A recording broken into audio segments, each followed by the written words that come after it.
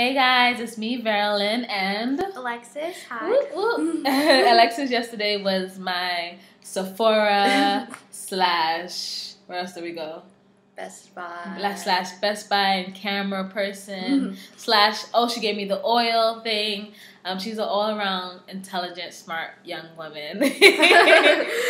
And she's also one of the only black women I know that's never watched Scandal. So tell me about this life that you live.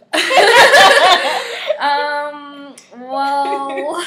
Okay, so do you know what Scandal is? Oh yeah, I know what Scandal is. I just never got around to watching it. So why haven't you watched this very uber important show?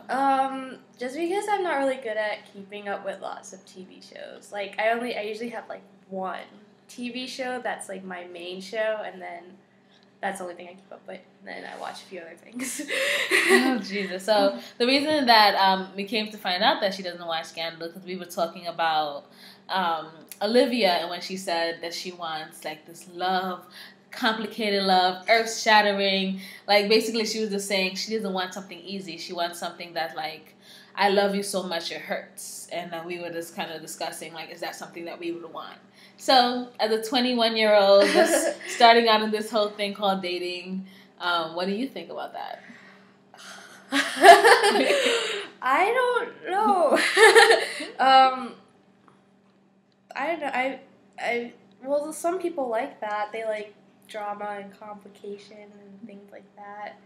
I don't.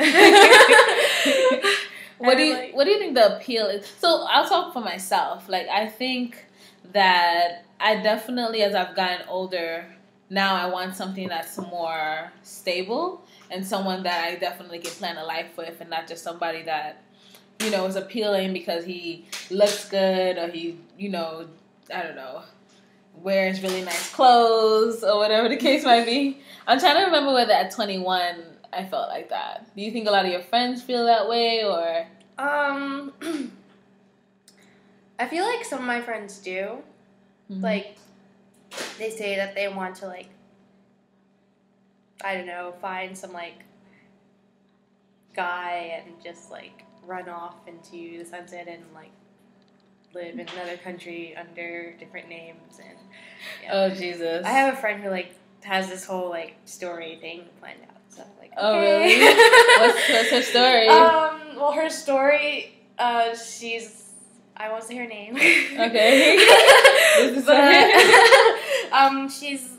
She said that she wants to, like, become a spy. What? And then when she becomes a spy, she's going to have, like, this relationship that's forbidden, and then he dies. And then the problem. She becomes an old woman who owns a chateau in France. Oh, no. I mean, I think all that stuff romanticizes it. I mean, on the other side, I think that you definitely want to be with somebody that you love deeply. And I never wanted to get to the place where, like, I'm kind of complacent or, you know, I could take him or leave him, you know? Do you want to talk about your parents and your example? Well, my parents, I don't know. I know how they met. My mom told me that she was waiting for a bus in South America with her friend. They were going to a party, and my dad and his friend, they were going to a party, but they didn't know how to get there. They were going to a different party. So they asked my mom, like, do you know how to get to this place? And my mom's like, no, but you can come with us. Sounds like a good time. That's how my mom told me that they met. And then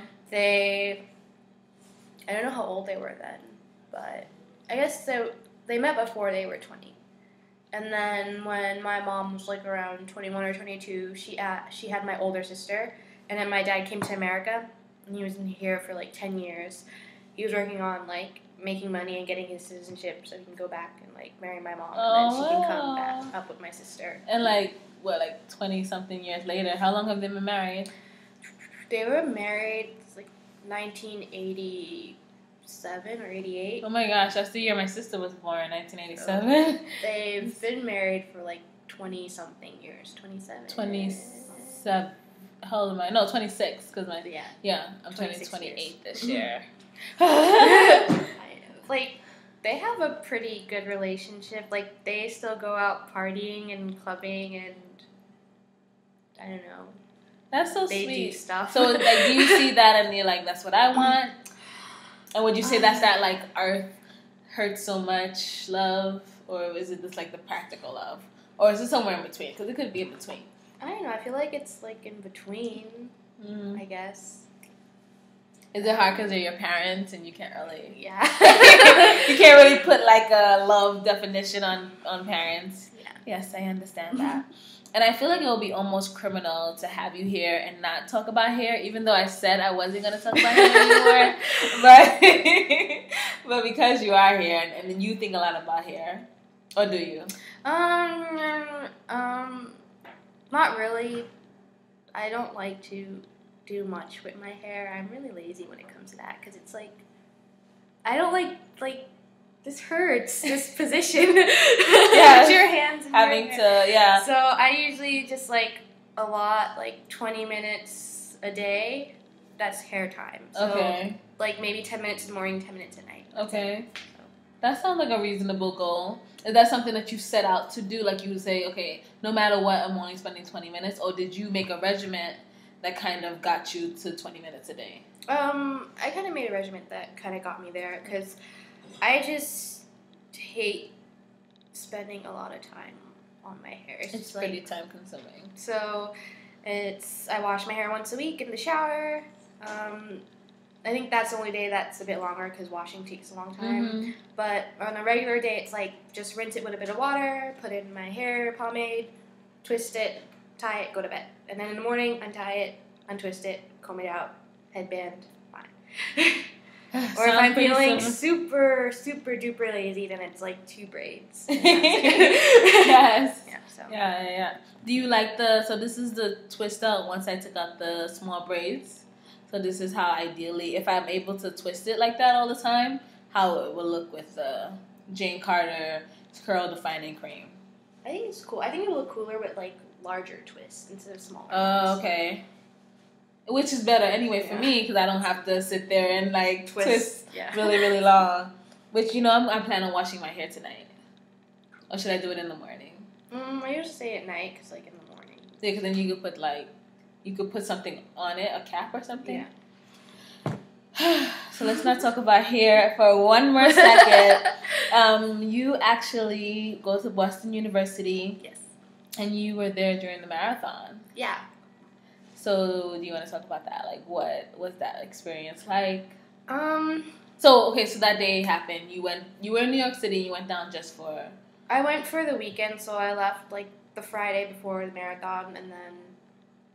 No, sorry, the Saturday before the marathon. And then I went there, and it was just like a really normal weekend at BU, everyone's preparing for the marathon. Like, you see the people, like, setting up the stands and, like, putting out the roadblocks and, like, college students buying tons and tons and tons and tons of beer and liquor and just, like, getting ready for, like, a big party weekend, because that's what it is. It's the last party weekend before finals for... like most of the college students, almost all of them. And you said you were by the finish line, and then you left. Yeah, I was there earlier, and then I left. And then I was going back with a friend because I don't even know why we were going back. We were just going back because for reasons. And then maybe it was like 10 minutes before the bombing, and then we were 2 blocks away. We can see the finish line. We can see the stands and all that other stuff. But then my friend got a call, say like, hey, we're having a party. Like, you guys should come. So we decided, whatever, we were there earlier. And then we left. And then around 3 o'clock, just like my phone like blew up, like 10 million calls and texts. Like, are you okay? Like, where are you? And I'm like, what's going on? And then I walked into a convenience store. I think it was a 7-Eleven. And they were playing WBUR. And then that's when I heard about it. So... like, really understood what was going on. And what was the atmosphere? Like, how did, from the college students' perspective, did people feel? It went from, like, a really, like, super high happiness to just, like, a complete... Everyone was like, oh, my God, like... Because there was so much, like, misinformation going around. There were, like, 20 people died, and, like, no, 3 people died, or, like, there are more. Then there were like things like there were more bombs like around the city and like all this stuff going on. So everyone was just like really like panicking, and then they closed down part of campus, and it was just hectic and yeah. And like now that they have a suspect and like everything else, that they shut down the city. It's like, what is your friends that are there now? Like, how are they during all that? Well, since they shut down the city, like all the campuses were closed. I think the campus was shut down, but a few of like the dining halls were open. Mm-hmm. And because like not everyone like lives in an apartment or has food in their dorm, they set up like a delivery system. But like I think it was continental breakfast and something where they would. Was it free? Yeah. Oh, okay. Part of your tuition or whatever. That they would deliver to the dorms so that people could eat, and then most people just like stayed inside and then just watching the news, Twitter updates. So. Yeah. So you're going back soon. Yes. You think it's gonna be changed or different or anything? Well, I know definitely more security because I remember like there are police officers and things like that, but you don't really notice them. It's just not as high security as you would see in New York. But I definitely think it'll be more like New York security wise. Like when I was leaving Tuesday morning, I was on the train. I think it was like 5:00 in the morning, and there were so many police officers on the train. And then when I was at the bus station, there were like bomb sniffing dogs and like all this stuff. So I think it's gonna be like that for a while, but then after a while, it's gonna like relax for a bit. So. Well, since I'm from New York, I'm like used to it. So. Yeah. So you kind of have that feeling of like, okay, we need to be on our guard. But I feel like people were we were just starting to become complacent again. Yeah. Like we were just starting to relax. Like they had just put out a thing about what you could now bring onto the plane. I think like knives or something. Like you could bring you can bring knives. Not now. Utensils, butter knives. But like butter knives. Oh and yeah, like nail clippers. Nail clippers. Yeah. Like so, we were just starting to like, and now it's like, okay, well, remember there are still people, that would definitely. And on that sad note, so what's happening? Oh my gosh, it's 12 minutes. Yeah, so we have to wrap this up. I always like to end with a question. So let's go back to the complicated love thing. Well, how do you like your love? How do you like your love? Well, how do you like your love? I don't know if you fully answered that.